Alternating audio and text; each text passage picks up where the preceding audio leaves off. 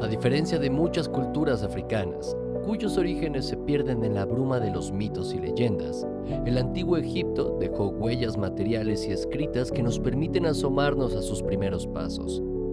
Antes de los templos colosales y las tumbas reales, existió un mosaico de pueblos dispersos a lo largo del Nilo y el desierto. En estos remotos tiempos, la supervivencia dependía del agua, la caza y una incipiente agricultura. Y es allí, en medio de un paisaje árido y hostil, donde encontramos la primera gran pista. Hoy nos adentramos en el verdadero origen de los egipcios. Bienvenidos a Oculto ante tus ojos.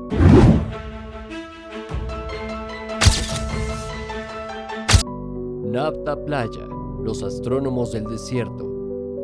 Hace unos 10.000 años antes de Cristo, en pleno desierto de Nubia, a 800 kilómetros al sur de lo que hoy es El Cairo, surgió una cultura adelantada a su tiempo, Nabta Playa. Entre el 10.000 y el 5.000 antes de Cristo, sus habitantes erigieron un círculo de piedras, un cromlech, cuya antigüedad se calcula entre el 6.100 y el 5.800 antes de Cristo. Esto lo hace 1.000 años más antiguo que Stonehenge en Inglaterra.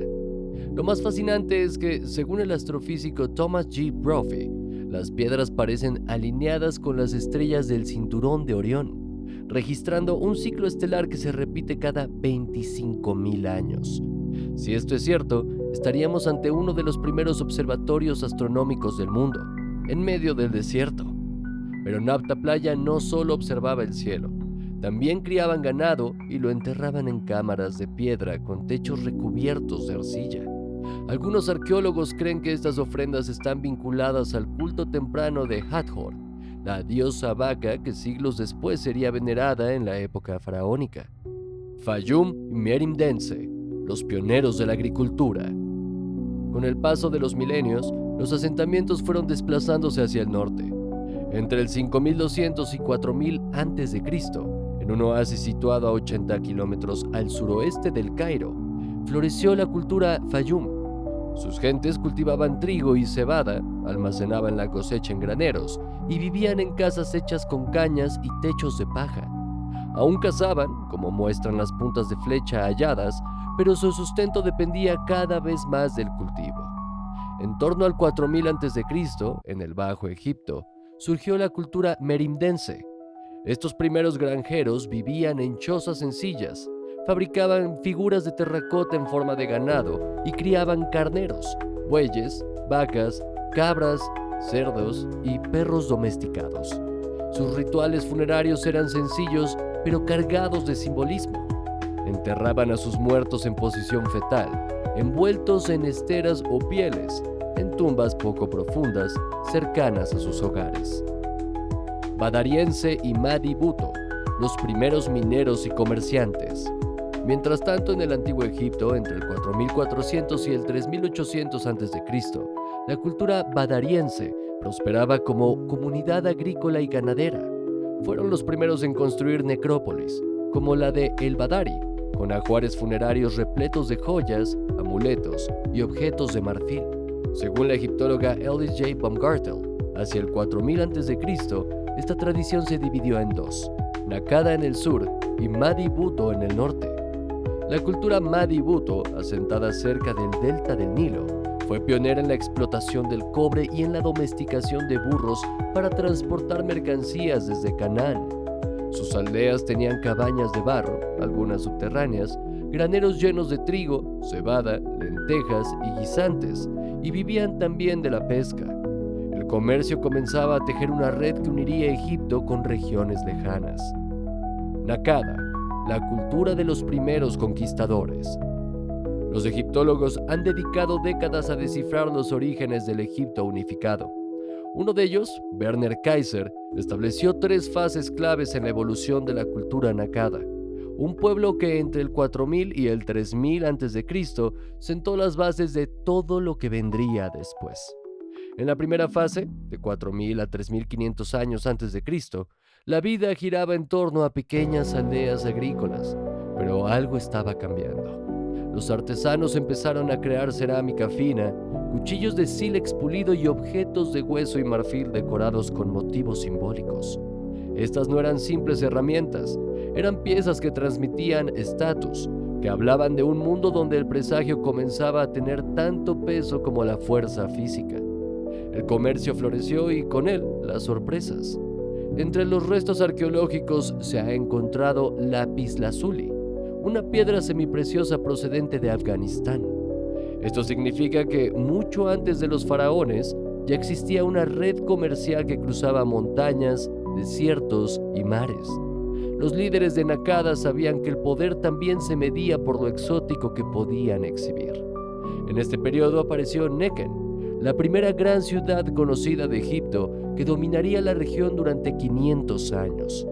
Allí se desarrollaron sistemas de almacenamiento de grano, organización militar básica y templos primitivos que serían la semilla de la religión faraónica. En la segunda fase, entre el 3500 y 3200 a.C., el protagonismo pasó a Hieracómpolis, una ciudad-estado que dejó de limitarse a comerciar y comenzó a conquistar. Extendió su influencia hasta el Sinaí y el sur de Palestina, imponiendo su autoridad sobre otras comunidades. Aquí encontramos los primeros símbolos gráficos que anticiparían a los jeroglíficos y, lo más sorprendente, el primer templo formalmente construido en toda la historia de Egipto. Hieracómpolis fue también un centro cultural. Allí se pintaron murales que representaban procesiones, combates y escenas rituales. Algunas muestran figuras humanas más grandes que el resto, indicando la aparición de líderes divinizados, un concepto que luego se convertiría en el núcleo del poder faraónico. La tercera fase, del 3200 al 3000 a.C., vio emerger a Tinis y Abidos como centros de poder. Abidos absorbió a ciudades como Nequén y Madi, expandiéndose hacia Nubia y consolidando el control de rutas estratégicas. Tinis, por su parte, se convirtió en un hervidero de innovación. Aquí se desarrollaron los jeroglíficos completos, la navegación a vela, los sellos reales y las primeras obras de irrigación que permitían alimentar a poblaciones más grandes. En este contexto nacería la primera dinastía de faraones, una dinastía que marcaría un antes y un después en la historia. ¿Te está gustando el video? Si es así, déjanos un like para apoyar el canal y continuamos este viaje con Narmer, el primer faraón. Hasta hace poco, muchos pensaban que Narmer era una figura casi mítica, un rey de leyenda al que se le atribuía la unificación del Alto y Bajo Egipto. Sin embargo, los hallazgos arqueológicos han confirmado que Narmer fue muy real y muy ambicioso. Según el sacerdote Manetón, antes de Narmer, Egipto estaba formado por ciudades-estado independientes, cada una con su propio rey. Uno de ellos fue Horus Escorpión II, cuyo hijo Narmer heredó no solo su trono, sino también su visión de unidad.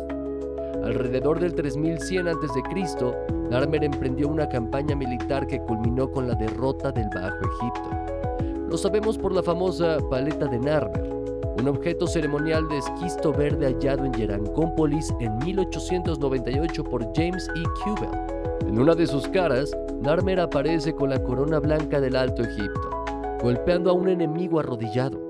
En la otra, viste la corona roja del Bajo Egipto, dirigiendo una procesión triunfal. Es en esencia la primera representación de un Egipto unificado. Pero los descubrimientos no se detuvieron ahí.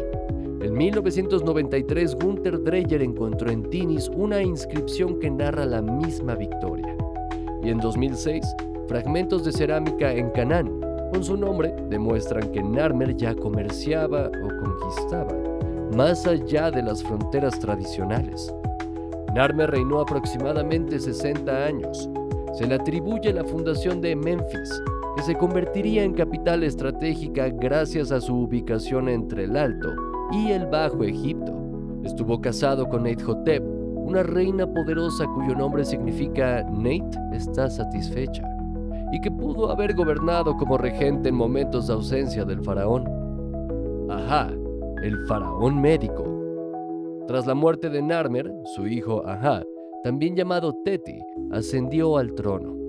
Aha heredó un reino unificado, pero eso no significaba que estuviera en paz. Desde el inicio tuvo que sofocar revueltas en el delta y repeler incursiones nubias. Casado con la princesa Benerib del Bajo Egipto, Aha tuvo hijos con su concubina Kenthab, entre ellos el futuro faraón Yer.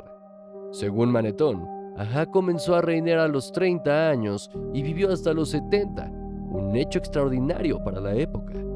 Durante su gobierno, Aha no solo expandió el territorio, construyó un palacio en Memphis y la fortaleza de Ebo, levantó la primer mastaba en la necrópolis del Saqqara, fundó un templo de Neit en Sais, fortaleciendo vínculos religiosos con el Bajo Egipto, impulsó estudios médicos y anatómicos, convirtiéndose en el primer faraón que promovió autopsias registradas para aprender sobre enfermedades y lesiones. La arqueología ha confirmado su influencia. Objetos con su nombre han aparecido desde Nubia hasta Canaán, y tablillas de marfil lo muestran celebrando la unificación o realizando sacrificios rituales, actos clave en la legitimación de su poder. Merit Neit, la primera faraona. Después de Aha y su hijo Yer, Egipto tuvo una gobernante que durante siglos pasó inadvertida, Merit Neit. Su nombre, traducido como Amada de Neit, aparece en inscripciones junto a títulos reales, pero durante mucho tiempo se pensó que pertenecía a un hombre. Fue solo cuando se excavó su mastaba en Saqqara que quedó claro. Merit Neit era una mujer, y no cualquier mujer, sino la primera faraona de la historia. Gobernó como regente cuando su hijo era demasiado joven para reinar, alrededor del 2927 a.C., y durante ese tiempo mantuvo la estabilidad del reino, algo nada fácil en una época donde la guerra y las conspiraciones estaban siempre al acecho. Se cree que fue ella quien consolidó la transición entre los primeros faraones y las generaciones posteriores, reforzando las alianzas con ciudades clave y ampliando proyectos funerarios en Tinis. También podría haber sido quien impulsó el matrimonio político de su hijo con la reina Ayernit para reforzar la unidad.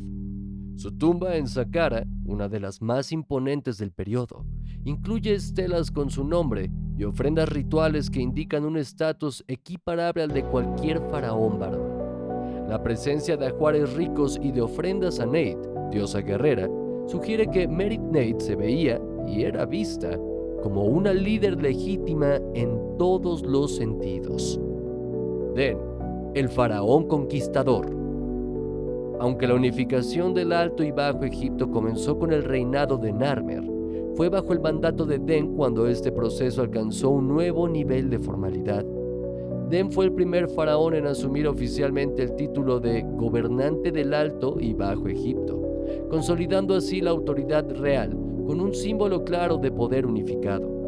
Para reforzar su mandato, instauró ritos religiosos dedicados a la repetición del Hebsed, una ceremonia ancestral que celebraba la coronación y que servía para renovar y revitalizar el poder del faraón, asegurando su vigencia y la continuidad del reino. Las inscripciones de la famosa Piedra de Palermo nos ofrecen una ventana fascinante al gobierno de Den. Se describe un periodo marcado por múltiples ceremonias religiosas que no solo tenían un significado espiritual, sino también político, reafirmando el control del faraón sobre las tierras y su pueblo. Pero no todo fue tranquilidad en su reinado. Den tuvo que enfrentarse a una serie de conflictos bélicos, en especial contra las tribus nómadas del Sinaí. Estos grupos, que dominaban territorios estratégicos, eran una amenaza constante y Den luchó por expandir su dominio hacia estas regiones. Además de su actividad militar y religiosa, Den también llevó a cabo importantes proyectos arquitectónicos. Entre ellos destaca la construcción de la tumba de su madre, la reina Merit Neit, en la necrópolis de Saqqara, un lugar que se convertiría en un centro clave para la élite egipcia. Asimismo, para su propia sepultura, eligió la necrópolis de el-Kab, donde innovó empleando granito rojo para pavimentar la tumba, un material que hasta entonces no se había utilizado en la construcción funeraria. Este uso del granito marcó un precedente para la arquitectura real en Egipto. Adib y Semerjet, los faraones malditos. tras un periodo de relativa estabilidad y prosperidad bajo Den. La primera dinastía egipcia se vio sacudida por dos crisis consecutivas en apenas 19 años, ambas relacionadas con los faraones Agib y Semerjet, dos figuras envueltas en misterio y controversia. Agib, que según el experto Toby Wilkinson gobernó cerca de una década, procedía del Alto Egipcio, concretamente en la ciudad de Tinis. En la piedra de Palermo se le menciona también como Mer-Ba. Su reinado estuvo marcado por varios levantamientos en el Bajo Egipto, lo que indica una lucha constante por mantener el control sobre territorios rebeldes. Sin embargo, una de las sombras más intrigantes de su mandato fue la muerte de su primogénito, el príncipe Sabe, en circunstancias que hasta hoy se consideran sospechosas y que podrían haber involucrado algún complot palaciego. El destino funerario de Agib también es un enigma. Su tumba, situada en la necrópolis de el-Kab, era modesta, con una cámara funeraria construida enteramente en madera, algo poco común para un faraón. Pero aún más misterioso es que su cuerpo no fue enterrado en este lugar, sino trasladado a un lugar desconocido, un hecho que ha generado muchas especulaciones entre los arqueólogos y egiptólogos sobre posibles conflictos o revueltas internas tras su muerte. Semerjet, su hijo y sucesor, no tuvo un comienzo fácil en el trono. Enfrentó una plaga devastadora en su primer año de gobierno, un acontecimiento que la poderosa casta sacerdotal interpretó como un mal presagio. Al no haber sido nombrado oficialmente heredero antes de la muerte de Agib, Semerjet fue declarado usurpador, un estigma que marcó su reinado y su reputación. La relación entre Semerjet y su padre está rodeada de sospechas y oscuridad.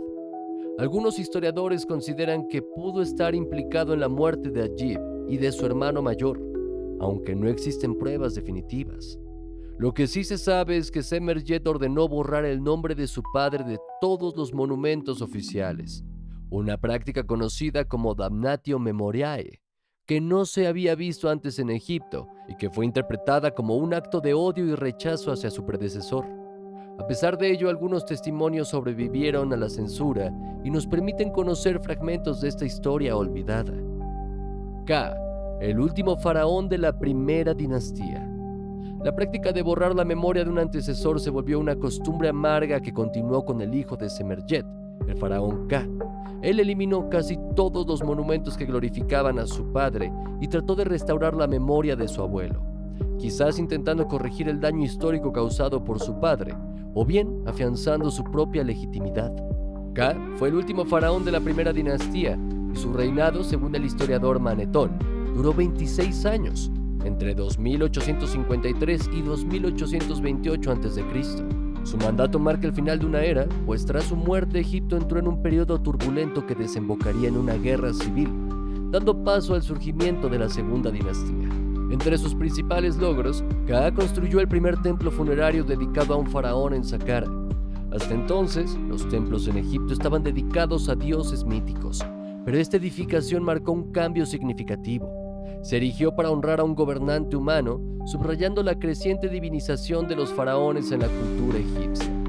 Este templo se convirtió en un lugar de peregrinación para los faraones posteriores, consolidando un nuevo ritual de veneración que perduraría durante milenios.